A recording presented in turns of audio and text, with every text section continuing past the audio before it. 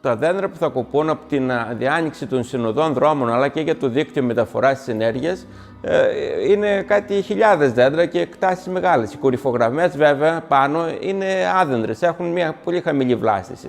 Αλλά όμως η ισοπαίδωσή τους που από ό,τι είδαμε στις μελέτες μέσα προβλέπεται μέχρι και 15 και 20 μέτρα ταπείνωση των κορυφογραμμών, δηλαδή ουσιαστικά λιώνει κυριολεκτικά το τοπίο και το μετατρέπει από ένα φυσικό και παρθένο μέρος σε ένα βιομηχανικό τοπίο. Γι' αυτό είμαστε ενάντια. Προσέξτε το σε σχέση με το τοπίο. Τα τοπία τα χρειαζόμαστε για τη μελλοντική αξιοποίηση της περιοχής. Η πατρίδα μας είναι ορεινή.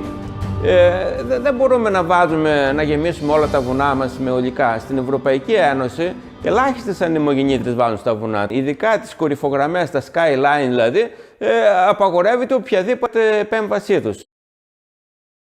Αυτό θα είναι ένα φιαλτικό σενάριο για την περιοχή.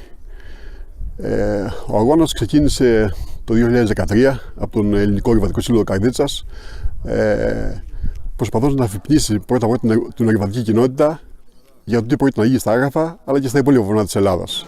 Βρισκόμαστε εδώ πέρα από την γιορτινή ημέρα των 100 χρόνων του Ολύμπου και για να ενημερώσουμε την ορειβατική κοινότητα για τις προθέσεις στο όνομα της ανάπτυξης, της πράσινης ενέργειας, να μάθει ο κόσμος ότι τα Άγραφα απειλούνται. Ας εντάξουμε στις ανανεώσιμες πηγές ενέργειας και τη βιομάζα.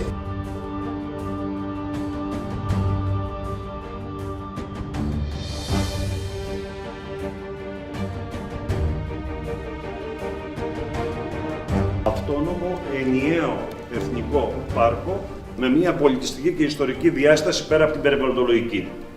Προς αυτή την κατεύθυνση θα προχωρήσουμε και θα διεκδικήσουμε το να χαρακτηριστεί εθνικό πάρκο. Θα υπερασπιστούμε σε κάθε περίπτωση το πρόγραμμα Natura και τις υποχρεώσεις που και εδώ η ελληνική πολιτεία δεν έκανε όλα αυτά τα χρόνια τίποτα, με αποτέλεσμα ουσιαστικά να είμαστε και εκτεθειμένοι.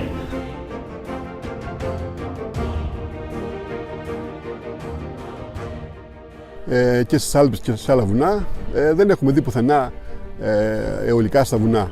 Τα βουνά και τα προσέχουν σαν κορυφθαλμού.